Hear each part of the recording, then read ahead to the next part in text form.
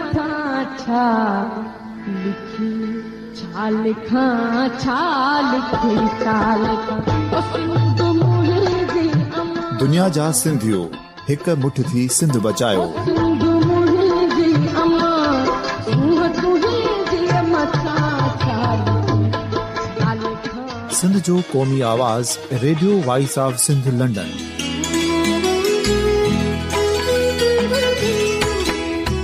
Radio voice of Sindh London पंहिंजी नशरियात में सिंध जी सियासत, समाज, इक़्तिसादियात, तारीख़, क़ौमी उमंगुनि ऐं इख़्लाक़ियात मुतलिक़ सिंध जी हक़ीक़ी तर्जुमानी कंदे प्रोग्रामनि खे असराइतो बणाइण लाइ सिंध जे घण घुरनि ऐं धरतीअ सां प्यार कंदड़ अदीबनि, दानिशवरनि, सहाफ़ियुनि, उस्तादनि, वकीलनि ऐं हर तबिके जे मानवारनि सजणनि खे सिंध में शऊरी इनकलाब लाइ सहकार जो सॾु ॾियूं था। अचो त गॾिजी सूफ़ियुनि ऐं संतनि वारी सिंध जो ओज हिकु मुठ थी वरी वापसि आणण वारे सफ़र जा साथारी बणिजऊं।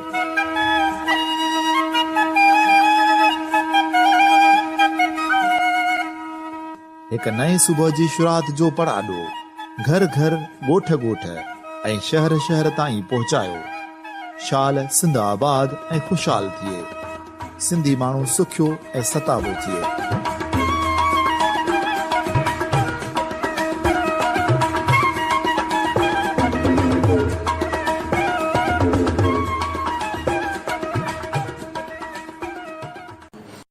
Radio voice of Sindh London तां प्रोग्राम ख़बरुनि जी दुनिया में अहम ख़बरूं, नामवर कालम निगारनि ऐं अहम लेखकनि जा मज़मून ऐं मुख़्तलिफ़ अख़बारुनि जा एडिटोरियल ऐं ॿियो घणो कुझु रोज़ानो radio voice of Sindh London तां नशर कयो वेंदो आहे।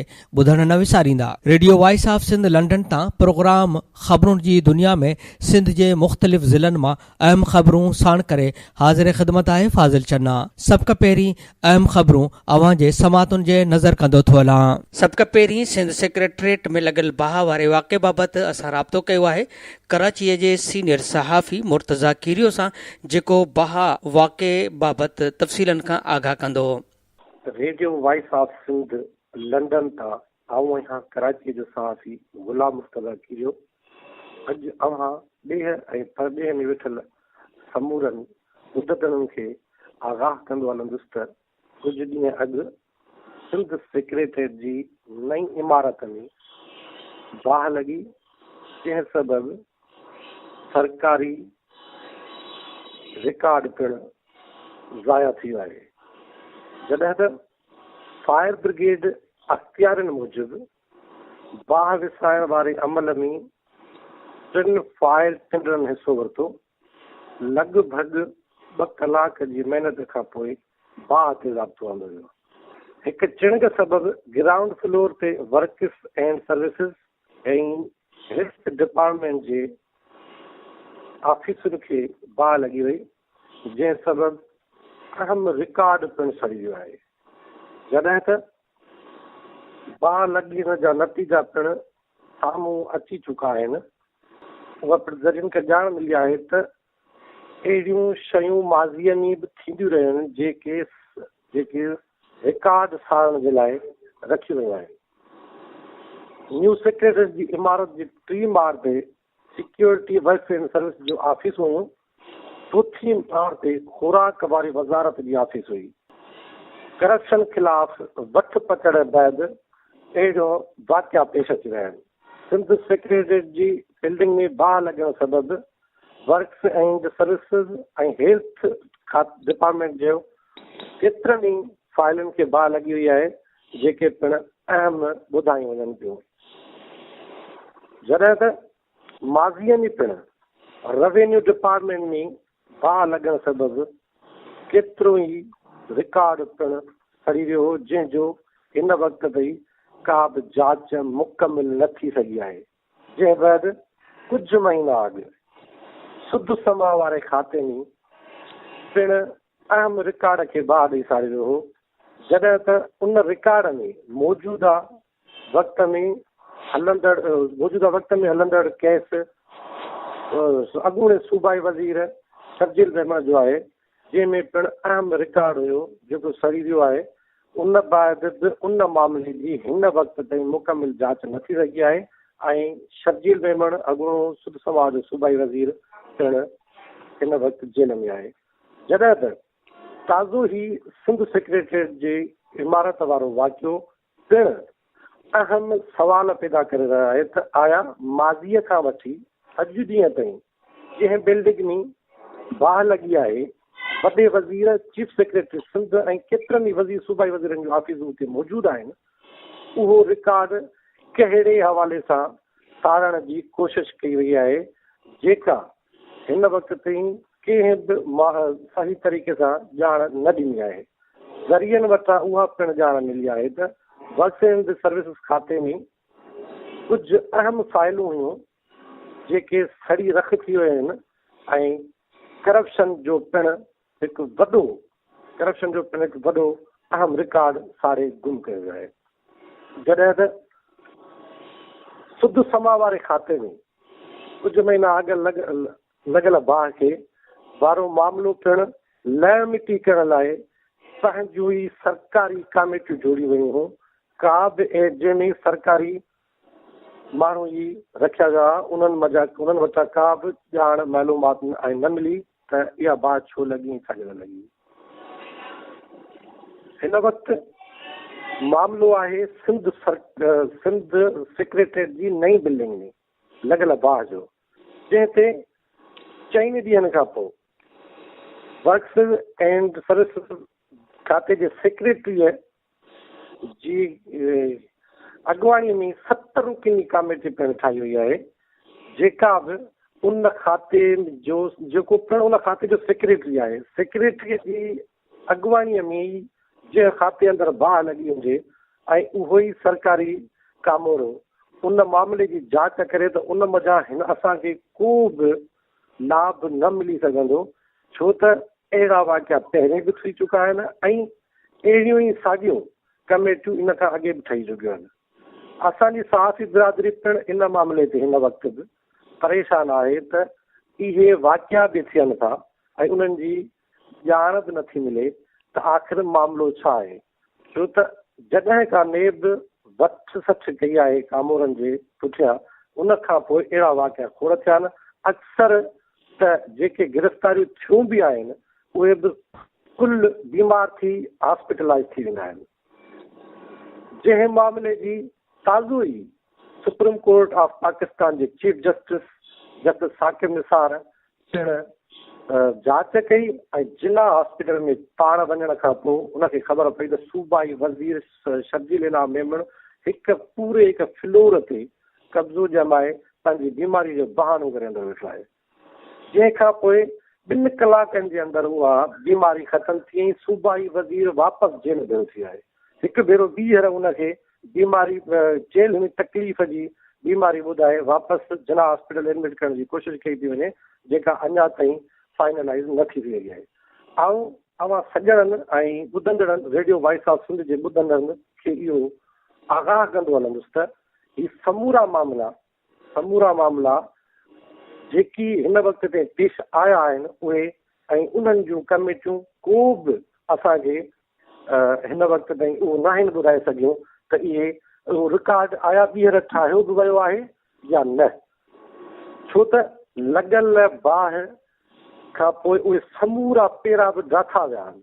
कंहिं बि मामले जी तहक़ीक़ ऐं जांच हिन वक़्त ताईं मुकमिल न थी सघी आहे, छो त रेवेन्यू खाते खे लॻल बाहि खे हिन वक़्तु 7 खां 8 साल अञा बि मथे टाइम थियो हूंदो, उन मामले जी बि जांच न थी सघी आहे त उहो रिकॉर्ड ॿीहर ऑनलाइन थियो बि आहे या न, उहो बि हिन वक़्त ताईं को बि कमु न थियो आहे, न ई उन बाबति का ॼाण ॾिनी थी वञे। ऐं अवां दोस्तनि खे अञा वधीक आगाह करण जे लाइ कुझु सबूत तमामु जल्द तव्हांखे ॾींदुसि इंशाअल्लाह अज़्ज़ ऐं हाणे अवां दोस्तनि खां इजाज़त वठंदुसि। ही हुयूं शयूं जेके मूं अवां ॿुधंदड़नि ताईं पहुचायूं। वधीक अवां दोस्तनि खे जल्द आगाह कबो ऐं कंदा रहंदासीं। हेसि ताईं मूंखे ॾींदा इजाज़त। अल्लाह हाफ़िज़। ॿुधंदा रहिजो radio voice of Sindh London. Sindh secretariat में लॻल बाहि जे वाक़े बाबति तफ़सील ॿुधाए रहियो हो कराची जो सीनियर सहाफ़ी मुर्तज़ा किरियो। हाणे वधीक ॿियनि अहम ख़बरुनि ॾांहुं हलूं था। अॼु जी अहम सुर्ख़ी अवां जे समातुनि जे नज़र कंदो था हलां। Sindh high court executive scandal ऐं मनी लॉन्ड्रिंग केस में कंपनीअ जे CEO शोएब शेख जी हिफ़ाज़ती ज़मानत जी दरख़्वास्त रद्द करे छॾी। हाई कोर्ट सेशन कोर्ट खे शोएब शेख ऐं ॿियनि जवाबदारनि ख़िलाफ़ फ़र्द जुर्म लागू करण ऐं 3 महीननि अंदरि केस जो फ़ैसिलो ॿुधाइण जो हुकुम ॾेई छॾियो। शोएब शेख गिरफ़्तारीअ खां बचण लाइ काफ़ी वक़्तु अदालत में वेठो रहियो। अदालती वक़्तु ख़तमु थियण खां काफ़ी देरि पोइ नेठ ॿाहिरि आयो। FIA खेसि गिरफ़्तार करे वरितो। ख़बर जी ॿी अहम सुर्ख़ी आहे त गॾियल मुफ़ादनि वारे काउंसिल जो इजलास थी गुज़रियो, जंहिंमें पंजाब कराचीअ खे वाधू पाणी ॾियण जी मुख़ालिफ़त कई। सिंध जे वॾे वज़ीर जे मुतालबे जे पंजाब जे नाणे वारे वज़ीर मुख़ालिफ़त कई। पंजाब जो मौक़िफ़ आहे त कराची सिंध जो शहर आहे, सिंध पंहिंजे हिसे मां पाणी ॾिए। इजलास में वधीक चयो वियो त शहरनि लाइ पाणीअ जी घुर थींदी त सुभाणे लाहौर लाइ धार पाणी घुरंदासीं। पाणी मसइलो हल करण लाइ वॾनि डेमनि ते ध्यानु ॾियणो पवंदो। आयशा पाशा। बलूचिस्तान जे वॾे वज़ीर अब्दुल क़ुद्दूस बज़न जो पाणी चोरी करण ते सिंध खां पैसा घुरी वरिता। हेक में सूबनि जी नुमाइंदगी वधाइण जो बि फ़ैसिलो कयो वियो। वज़ीर आज़म सूबनि खे कमंद जे आबादगारनि जा मसइला हल करण जी हिदायत करे छॾी। 6 सूबनि खां मुआशी ज़ोन ठाहिण लाइ तजवीज़ तलब करे वरितियूं। असां वटि ॿी बि अहम सुर्ख़ी आहे त सिंध असेंबलीअ में उस्तादनि खे पको करण जो बिल मंज़ूर कयो वियो। सिंध असेंबलीअ में NTS ऐं सिंध यूनिवर्सिटी टेस्ट पास उस्तादनि खे पको करण लाइ बिल मंज़ूर थी वियो। उस्तादनि खे मुस्तक़िल करण खां अॻु कारकर्दगी टेस्ट वरिती वेंदी। बाद में मुस्तक़िली वारा ऑर्डर जारी थींदा। जिन जो कॉन्ट्रैक्ट जो मुदो पूरो न थियो हूंदो ऐं कारकर्दगी बहितर न हूंदी, उहे उस्ताद मुस्तक़िल न थी सघंदा। मिठीअ मां बि अहम ख़बर असां वटि आहे त मिठीअ जे वापारी भाउरनि दिलीप कुमार ऐं चंदर महेश्वरीअ जा कातिल सहूलतकार समेत पुलिस गिरफ़्तार करे वरिता। DIG जे मीरपुर ख़ास जे सरबराहीअ में जोड़ियल पुलिस टीमनि वापारी भाउर चंदर कुमार ऐं दिलीप कुमार जा कातिल सहूलतकार समेत गिरफ़्तार करे पुछा ॻाछा शुरू करे छॾी आहे। पुलिस संदुनि गिरफ़्तारी न ज़ाहिर कई न वरी सरकारी तौर संदुनि गिरफ़्तारी जी तस्दीक कई वई। उन ॾिस में पुलिस ज़रियनि खां मिलियल ॼाण मूजिबि मीरपुर ख़ास पुलिस ॻुझी इंफॉर्मेशन ते मिठी मीरपुर ख़ास सूफ़ी फ़क़ीर समेत मुख़्तलिफ़ हंधनि ते चढ़ाइयूं करे केतिरा ई शकी पकड़ण खां पोइ क़त्ल में मुलवस मक़ामी सहूलतकार समेत मुख्य जवाबदार खे गिरफ़्तार करे वरितो आहे। सहूलतकार में ॻोठ नीणे सर जो रहवासी अलावर आयो उर्फ़ केलो उमराणी ऐं ॿियनि जा नाला ॿुधाया वञनि था, जंहिंजे ख़ानदान जी 2 औरतुनि समेत 15 ॻोठाणनि खे पुलिस गुज़िरियल 2 ॾींहंनि दौरान गिरफ़्तार करे मुख़्तलिफ़ हंधनि ते पुछा ॻाछा करे रही हुई, जॾहिं त जांच में वधीक सहूलतकारनि जे ज़ाहिर थियण जो इम्कान ज़ाहिर कयो पियो वञे। होॾां पुलिस ज़रियनि मूजिबि वाक़े जे ॿिन्ही जवाबदारनि ऐं सहूलतकारनि ॾोह जो इतराफ़ पिणु पुलिस वटि करे छॾियो आहे। पुलिस जवाबदारनि जा नाला अञा जांच हलंदड़ हुअण जो चई ज़ाहिर करण खां इनकार करे रही आहे। ॿिए तरफ़ गिरफ़्तार कयल सहूलतकार अलावराय उर्फ़ केलो उमराणी खे राति देर सां मीरपुर ख़ास पुलिस गॾु वठी संदसि ॻोठ नीणेसर में हथियार ऐं फुर थियल सामान जो साबितियूं हथ करण लाइ पहुती हुई। ज़रियनि मूजिबि सहूलतकार जे निशानदही ते वारदात में इस्तेमालु कयल पिस्टल ऐं फुर थियल रक़म वारो थेलो मिठीअ जे ॻोठ नीणेसर जे घरनि भरिसां ज़मीन अंदरि खोटे हथ करे वरितो हो। जवाबदारनि खे मिठी वठी अचण वक़्तु मिठी ऐं भरपासे सिक्योरिटी सख़्तु कई वई हुई। कराचीअ मां असां वटि ॿी ख़बर आहे त कामरान सहतो समेत 3 सहाफ़ियुनि खे लापता करण ख़िलाफ़ सहाफ़ियुनि सिंध असेंबलीअ में एहतियाज कयो। घरू वज़ीर लाॻापियल ज़िलनि जे SSPN खां रिपोर्ट वठी सहाफ़ियुनि खे आज़ादु करण जी ख़ातिरी कराई। उन हवाले सां काल कराची जे सहाफ़ियुनि हैदराबाद मां गिरफ़्तार करे गुम कयल सहाफ़ी कामरान सहतो, मलीर मां सहाफ़ी दीदार अमरत ऐं टंडो बागो मां सहाफ़ी रफ़ाक़त जरवार जे लापता थियण ख़िलाफ़ सहाफ़ी अरबाब चांडियो, कामरान रज़ी, मुनीर साक़ी, माणक कंगराणी, संजय साधवाणी, ज़ुल्फ़कार तुनियो, नजीब नाइच ऐं ॿियनि जी अॻुवाणीअ में पोस्टर खणी सिंध असेंबलीअ जे प्रेस गैलरी ऐं असेंबली ॿाहिरां एहतिजाज कयो हुयो, जंहिं ते स्पीकर आगा सिराज दुरानी सरकारी धुर खे सहाफ़ियुनि जो मसइलो ॿुधण लाइ चयो। उनखां पोइ सूबाई वज़ीर मुमताज़ जखराणी ऐं मुकेश कुमार चावला सहाफ़ियुनि वटि पहुची मसइलो मालूम कयो। घरू वज़ीर सोहेल सियाल सहाफ़ियुनि वटि न आयो। हिन सहाफ़ियुनि खे पंहिंजे चैम्बर में घुराए ऐं गुम थियल सहाफ़ियुनि बाबति ॻाल्हि ॿोल कई। हिन खे अॻी मामले जी समूरी ॼाण हुई। उन बावजूदि ईवान में स्पीकर खे ॿुधायो त मूं लाॻापियल SSPs खे चयो आहे त मामले जी 3 ॾींहंनि अंदरि रिपोर्ट ॾिनी वञे। टंडो आदम मां बि असां वटि ख़बर आहे त टंडो आदम भरिसां ॻोठ मीर मोहम्मद खैबर में जवाबदार अब्दुरहमान खैबर कारां जो इल्ज़ाम मड़े पंहिंजे 24 वरनि जी ज़ाल अनु ऐं भेण हुसन बानू खैबर खे गोलियूं हणी क़तल करे मौक़े तां फ़रार थी वियो। इतला मिलण ते SSP शहदादपुर हसन जहांगीर वटू पंहिंजी हद सम्झी पुलिस वठी इलाइक़े पहुची लाश तहवील में वठी Shahdadpur institute of medical sciences अस्पताल मां पोस्टमार्टम कराए वारसनि हवाले कया। DSP मूजिबि वाक़ियो टंडो आदम जे तहलके थाणे जी हद में थियो आहे, जेको सिर्फ़ शहदादपुर खे वेझो आहे। हिन ॿुधायो त जवाबदार अब्दुरहमान खैबर कारां जो इल्ज़ाम मड़े पंहिंजी ज़ाल ऐं भेण खे गोलियूं हणी क़तल करे फ़रार थी वियो आहे, पर केस जल्द गिरफ़्तार करे वठंदासीं ऐं वारसनि जे अचण बैदि केस दाख़िल कयो वेंदो। नंगर पार्कर मां बि असां वटि ख़बर आहे त नंगर पार्कर जे ॻोठ साडोर्स में 23 सालनि जी परिणियल औरत ॾीमा ज़ाल हीरो घर में रसो ॿधी फाओ खाई ख़ुदकुशी करे छॾी। औरत जी 20 ॾींहं अॻु डिलीवरी थी हुई ऐं संदसि ॿारड़ो फ़ौत थी वियो, जॾहिं त हिन जो मुड़ुसु हीरो कोहली कराचीअ में मज़दूरीअ ते वियल आहे। वारसनि मूजिबि डिलीवरीअ दौरान ॿार जे फ़ौत थियण बैदि ॾीमा अक्सर उदास रहंदी हुई ऐं मुड़ुसु बि घर में कोन हो, उन करे अकेलाई महसूस कंदी हुई। पुलिस पहुची लाश खणाए नंगर पार्कर अस्पताल आंदो, जिते डॉक्टराणी न हुअण करे लाश खे मिठी अस्पताल मोकिलियो वियो। वारसनि मूजिबि असां पोस्टमार्टम लाइ मना कई, पर पुलिस ज़ोरी लाश मिठी मोकिलियो। SHO मूजिबि औरत बीमारीअ खां तंग अची ख़ुदकुशी कई आहे। संजोरो मां बि असां वटि ख़बर आहे त संजोरो भरिसां चुंगची ड्राइवर क़तल, लाश कणक जे फसल मां मिलियो। नामालूम माण्हुनि शर्जील अंसारीअ खे राति जो क़तल करे लाश फसल में उछलाए छॾियो। संदसि पुट जो चवणु आहे त बाबा राति जी मानी खाधी त कंहिंजे फ़ोन अचण ते घरां निकिरी वियो ऐं अॼु असां संदसि लाश फसल मां लथो। शाहपुर चाकुर जी बि ख़बर आहे त शाहपुर चाकुर भरिसां बि नौजवान जो कणक जे फसल मां गलो कपियल लाश मिलियो आहे। ॿुधायो वञे थो त लाश खादम संजराणी जो आहे। राति घरां वियो त सुबुह जो न मोटियो, बनीअ में संदसि लाश हथ आयो। वारसनि मूजिबि असांजी कंहिंसां बि दुश्मनी न आहे। ख़बर न आहे त भाउ खे कंहिं बेदर्दीअ सां क़तल कयो आहे। लाड़काणे मां बि असां वटि ख़बर आहे त लाड़काणे में संगमती तकरार तां फायरिंग में नौजवान क़तल, 2 जवाबदार गिरफ़्तार। लाड़काणे शहर जे वलीद थाणे जे हद में संगमती तकरार तां हथियार बंदन फायरिंग करे लखी ग़ुलाम शाह वासी नौजवान खे क़तल करे छॾियो। पुलिस 2 जवाबदारनि खे हथियारनि समेत गिरफ़्तार करे वरितो आहे।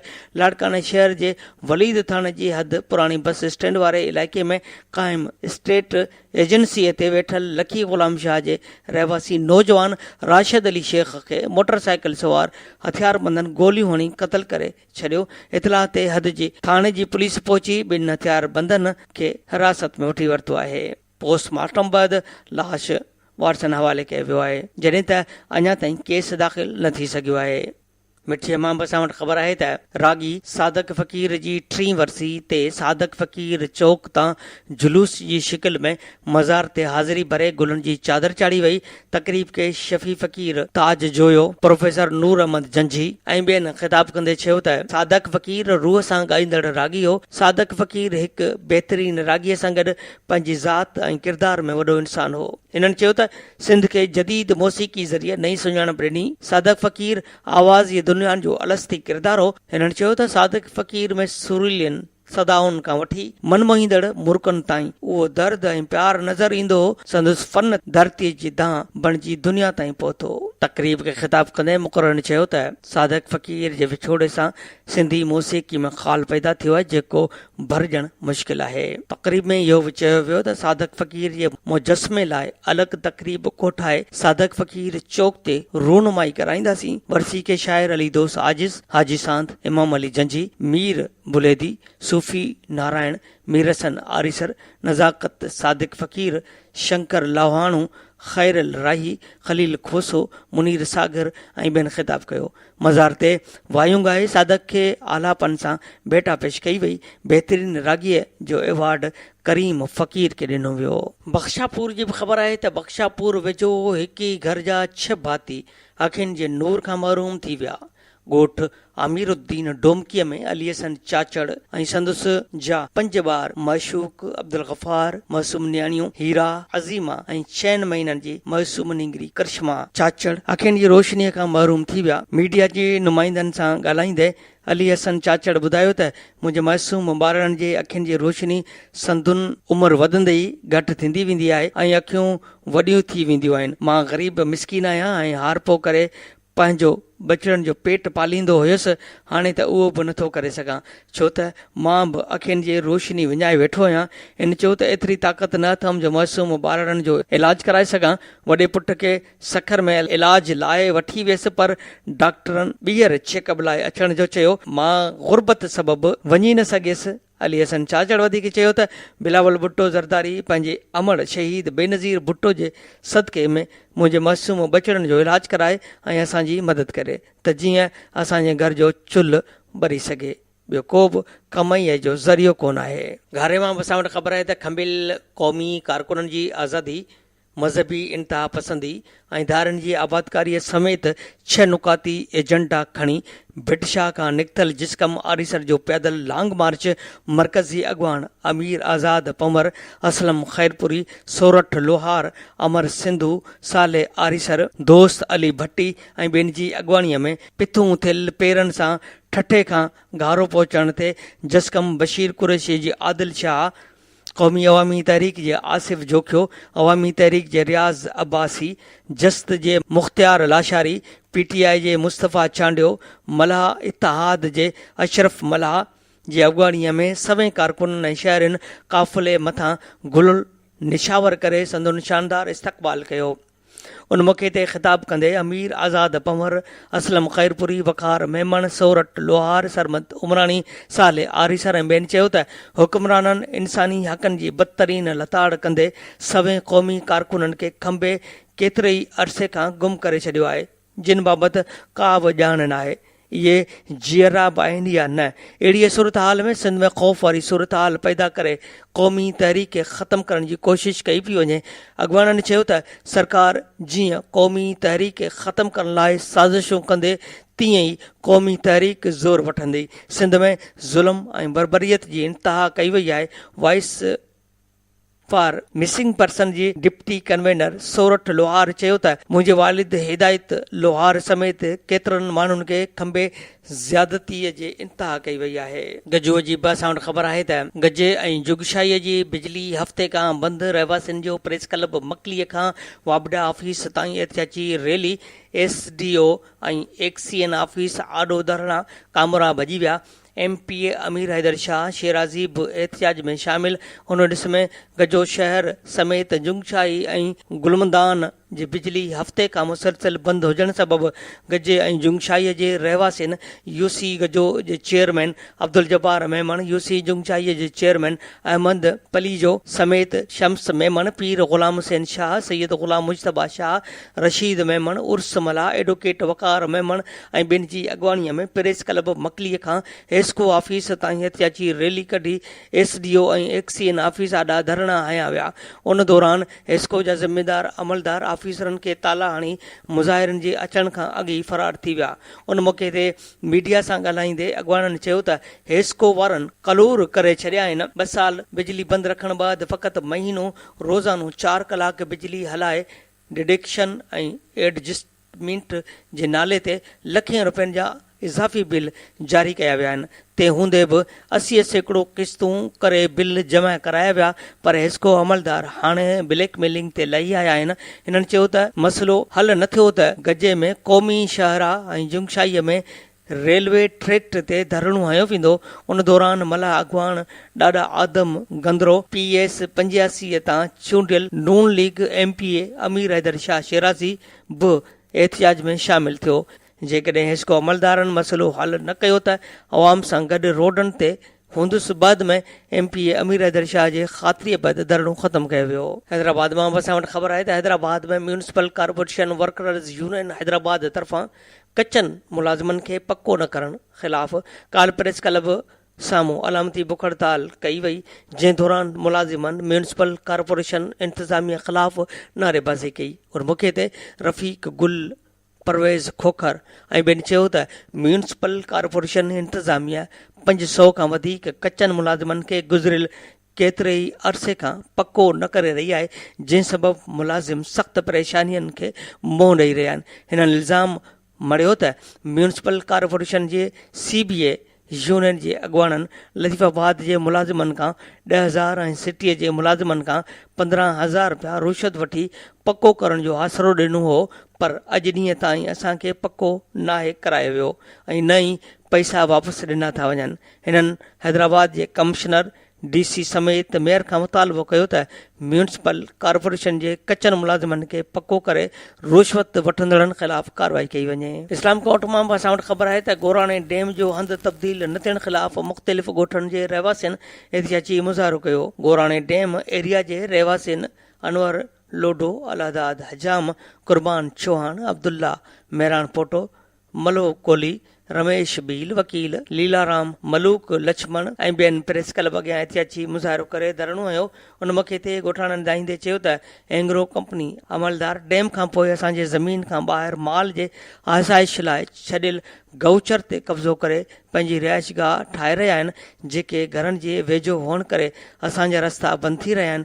असां जूं ज़मीनूं खारे पाणीअ सबबि बंजर बणिजी वियूं आहिनि। दादूअ मां बि असां वटि ख़बर आहे त दादू शहर जे रेलवे तलाउनि जो रहवासी गॾे गाॾी हलाईंदड़ पोरियत कुर्बान चांडियो पुलिस एहलकार मुख़्तियार गोपांग ख़िलाफ़ हिकु भेरो ॿीहर एहतिजाज कंदे दायो आहे त पुलिस एहलकार जे SSP खे शिकायत करण ऐं एहतिजाज करण ते पुलिस एहलकार ॾमरजी पियो आहे। रस्ता रोक करे खेनि धमकियूं ॾिनियूं पियूं वञनि। SSP वटि शिकायत ॿीहर खणी वियसि त अधु किलो चर्च जो केस हणी पुट ऐं भाणेजे ॾांहुं जेल उमाणे छॾियो। हिन चयो त SSP अॼु खेनि पुलिस एहलकार ऐं मूंखे पेश थियण जे लाइ चयो।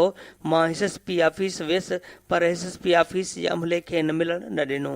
हिन IG Sindh, DIG Hyderabad, SSP दादू खां नोटिस वठी इंसाफ़ करण जी अपील कई आहे। कोटड़ीअ मां बि असां वटि ख़बर आहे त कोटड़ी साइट एरिया जे नगीना मिल इंतिज़ामिया ख़िलाफ़ पोरितनि सालियानो बोन्स न मिलण ख़िलाफ़ मिल जे मेन गेट अॻियां एहतिजाजी मुज़ाहिरो करे धरणो हयो। उन मौक़े ते SNP ज़िले अॻुवान सदाम हुसैन जमाली, पोरियतन आशिक़ हुसैन बबुर, सखावत शालमानी ऐं ॿियनि जो चवणो हो त सॼो साल ॾींहं राति महिनत कयूं था, पर मिल इंतिज़ामिया हर साल जीअं हिन साल बोन्स ॾियण खां लवाए रही आहे।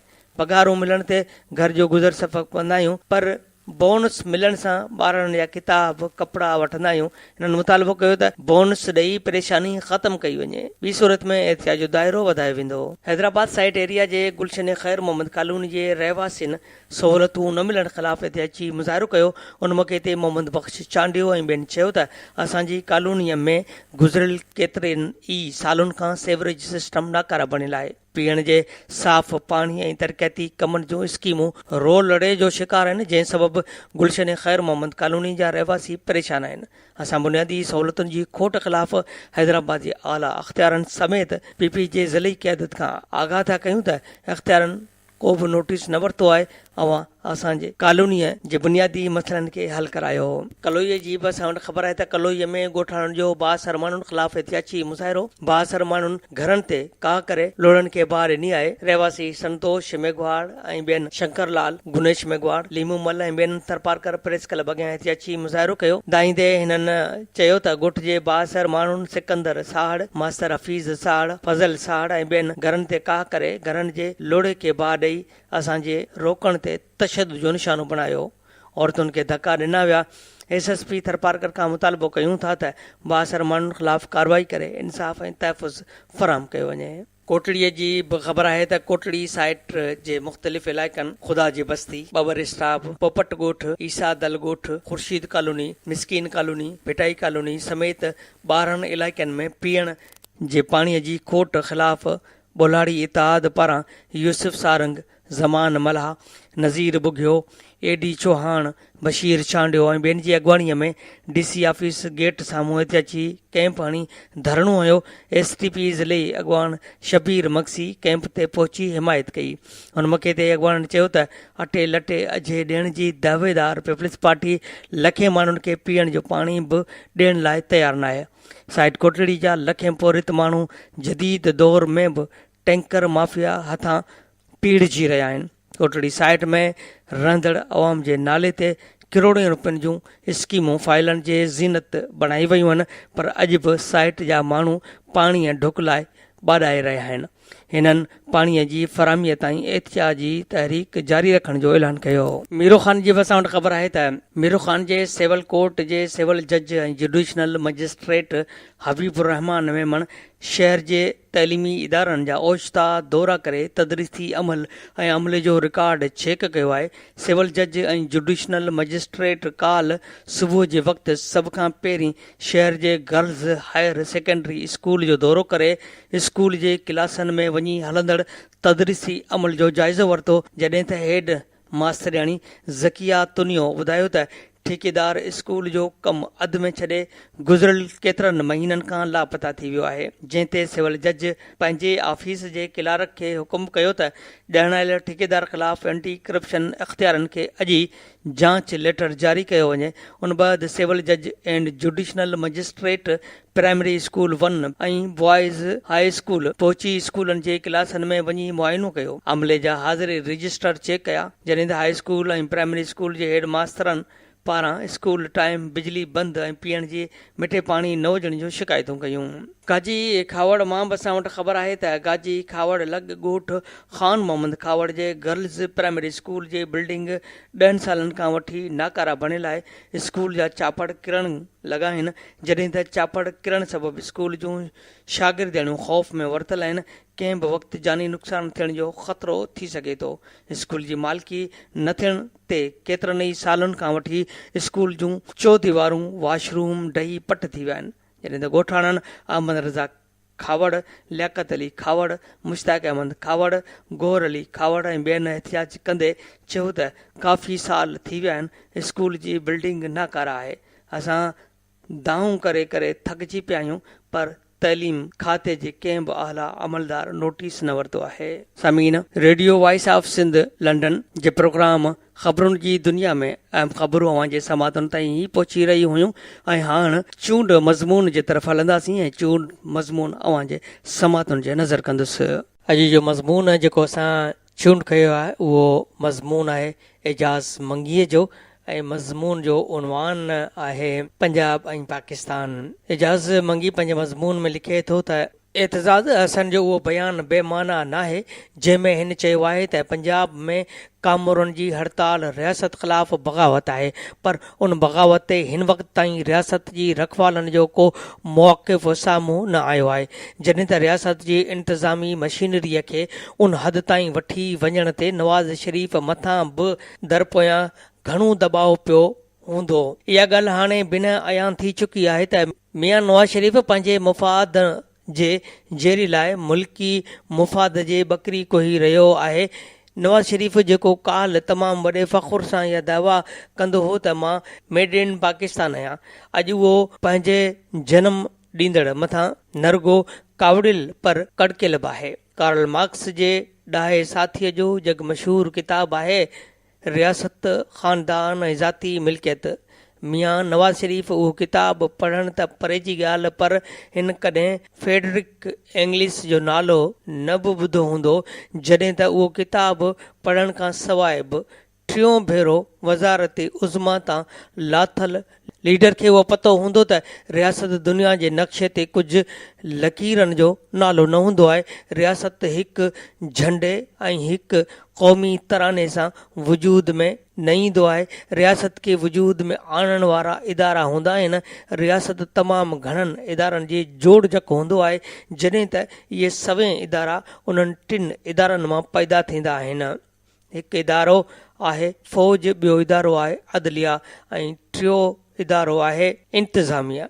उन हक़ीक़त खां मियां नवाज़ शरीफ़ पाण बि इनकार न करे सघंदो त जॾहिं हिन जे हथनि में इंतिज़ामी वागूं आयूं आहिनि तॾहिं हिन जो रियासत जे बाक़ी ॿिनि इदारनि सां झेड़ो थियो आहे, जॾहिं त हिन वक़्तु इहो झेड़ो पंहिंजे उरूज ते आहे।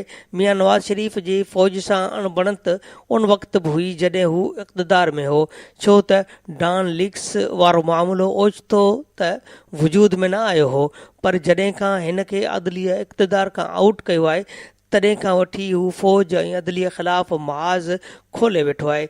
जहिड़ीअ रीति हिन फ़ौज ते छिती तनक़ीद कई आहे ऐं जहिड़ीअ रीति हिन पाकिस्तान जे सुप्रीम कोर्ट ते तोहमतूं मड़ियूं आहिनि ऐं उन जो चथरूं उॾायूं आहिनि, अहिड़ो अमल नंढनि सूबनि जो सियासतदान सपने में बि सोचे नथो सघे। हिन वक़्तु जॾहिं नेब LDA जे अॻूणे डायरेक्टर जनरल अहद चीमा खे करप्शन जे इल्ज़ाम में गिरफ़्तार कयो आहे त न सिर्फ़ पंजाब हुकूमत पर वफ़ाक़ी हुकूमत समेत पूरी नवाज़ लीग नेब मथां तनक़ीद जा तीर वसाइण लॻी आहे। ऐं जॾहिं पंजाब जे कामरनि खे महसूसु थियो त नेब जा पेरा उन्हनि तरफ़ बि वधी सघनि था, तॾहिं पाकिस्तान जी तारीख़ में पहिरियों भेरो पंजाब जे ब्यूरोक्रेसीअ पंहिंजे ऑफिसुनि खे ताला हणी हिकु ॾींहं जे लाइ रियासत जो कार वहिंवार रोके छॾियो आहे। छा इहो अमल अहिड़ो न आहे जंहिं अमल जे ख़िलाफ़ उन ॾींहुं बिना मोकल जे पंहिंजनि ऑफिसनि मां ग़ैर हाज़िर हुजण वारनि ऑफिसरनि खे पहिरीं शोकाज़ नोटिस ॾिना वञनि ऐं जॾहिं उन्हनि जे जवाबनि मां इत्मीनान हासिल न थिए त पोइ उन्हनि ख़िलाफ़ वधीक क़ानूनी कार्रवाई करणु घुर्जे ऐं जेकॾहिं मामिलो FIR ताईं पहुचे बि त परवाह न थियणु घुर्जे। उहो कुझु थियणु घुर्जे पर उहो कुझु न थींदो, बल्कि कुझु ई न थींदो, छो त इहा ब्यूरोक्रेसी सिंध जी न आहे, इहा ब्यूरोक्रेसी बलोचिस्तान जी न आहे। हूअं त ख़ैबर पख्तूनख्वा जे ब्यूरोक्रेसीअ खे अखियूं ॾेखारणु ईंदियूं आहिनि, पर उन्हनि खे बि उन हद ताईं हिमत नथी थिए हा जो उहे हिकु ब्यूरोक्रेट खे बचाइण जे लाइ रियासत ख़िलाफ़ मिड़ी मुठ थी वञनि। जॾहिं सिंध उन्हनि इदारनि जे लाइ फ़तह कयल सरज़मीन समा रही आहे, उन्हनि लफ़्ज़नि जो मतिलबु पीपल्स पार्टीअ जे करप्शन ते पर्दो विझणु न आहे, पर हीअ हक़ीक़त आहे त जॾहिं सिंध में नेब कार्रवायूं कंदी आहे तॾहिं हुकूमत में ॾहकाओ फैलिजी वेंदो आहे। असांखे उहे ॾींहं यादि आहिनि जॾहिं नेब FIA वारा रेंजर्स जी हिफ़ाज़ती हसार में सिंध जे ऑफिसनि मां अची रिकॉर्ड खणंदा हुआ ऐं उन ते हिकु ख़ौफ़ जो माहौल छाइजी वेंदो हो। जॾहिं सिंध सरकार नेब जे मथां सिंध में अमली तौर ते पाबंदी विझण जी कोशिशि कई तॾहिं सिंध में मौजूदु नेब जा ऑफिसर अहिड़ियुनि सरगर्मियुनि ते तबसरो कंदे खिलंदा हुआ। उन्हनि खे परवाह बि न हुई त को सिंध जे सूबाई हुकूमत उन्हनि जी राह में रुकावट विझी सघे थी। जॾहिं त पीपल्स पार्टीअ जे क़यादत जे कुझु हमराहनि जा अहिड़ा बयान मीडिया में लिकी लिया पईंदा हुआ, अहिड़ो एहतसाब पंजाब में छो न पियो कयो वञे, जॾहिं त बलोचिस्तान में इन क़िस्म जी बिड़क बि ॿाहिरि न निकिरंदी रही। जॾहिं बलोचिस्तान जे अॻूणे फाइनेंस सेक्रेटरी मुश्ताक रईसाणीअ मथां छापो हणी हिन जे घर में मौजूदु नोट मशीननि जे ज़रिए ॻणिया थिए विया ऐं हिन जे नाजाइज़ मिल्कियत जा तफ़सील पेश थिए कया विया त उहो सभु कुझु मीडिया में हिकु तमामु वॾी तमाशे वांगुरु पेश थी कयो वियो, पर पंजाब जे स्टेज ते अहिड़ी तमाशे जी कंहिंखे ज़रूरत थी न थी सघे। इहा का मामूली ॻाल्हि न आहे त करप्शन जे ख़िलाफ़ क़दम खणण ते अॻूणे वज़ीर आज़म अदलिया ख़िलाफ़ तमामु वॾो महाज़ क़ाइमु करे वेठो हुजे ऐं उहो संदुनि लफ़्ज़नि में सुप्रीम कोर्ट मथां सख़्तु तनक़ीद कंदो हुजे, पर जेकॾहिं अहिड़े माहौल में कंहिंखे तोहीन अदालत सबबि सज़ा आई हुजे त उहो कराचीअ सां तालुक़ रखंदड़ निहाल हाशमी आहे। जॾहिं त सुप्रीम कोर्ट मथां राणा सनाउल्ला खां वठी नवाज़ शरीफ़ ताईं मुस्लिम लीग नून जा लाॾला हर क़िस्म जी तोहीन जो इज़हार कंदा रहिया आहिनि, पर उन्हनि जे मथां हिन वक़्त ताईं हथ न पियो आहे। हिन वक़्तु जेको कुझु थिए पियो उहो मुल्क मथां मार्शल लॉ लॻण जे सबबु तौरु काफ़ी आहे, छो त करप्शन सबबु मिलियल सज़ा जे ख़िलाफ़ु जॾहिं अॻूणो वज़ीर अज़म बग़ावत जी रिवायत क़ाइमु करे ऐं उन रिवायत जे राह ते जॾहिं अफ़सरशाहीअ जो पूरो इंतिज़ामी ढांचो हली पवे त पोइ रियासत बेमाना बणिजी वञे थी। एतज़ाज़ हसन जे तनक़ीद जो असुलु सबबु ॿियो आहे, पर हिन जो मौक़िफ़ ग़लति न आहे, इहा रियासत जे ख़िलाफ़ु बग़ावत आहे। हिन उहो बि चयो आहे त अहिड़ो अमल पाकिस्तान जी तारीख़ में ॿियो भेरो थियो आहे। हिकु भेरो 1972 में पुलिस हड़ताल कई हुई। पुलिस पारां हड़ताल करण जो अमल तमामु घणो तशवीशनाक आहे, पर पुलिस सिर्फ़ु हिकु खातो आहे, जॾहिं त हिन भेरे पंजाब जे घणनि खातनि जे कामोरनि पंहिंजे हिकु साथीअ खे बचाइण जे लाइ हड़ताल करण जहिड़ो क़दम खंयो आहे।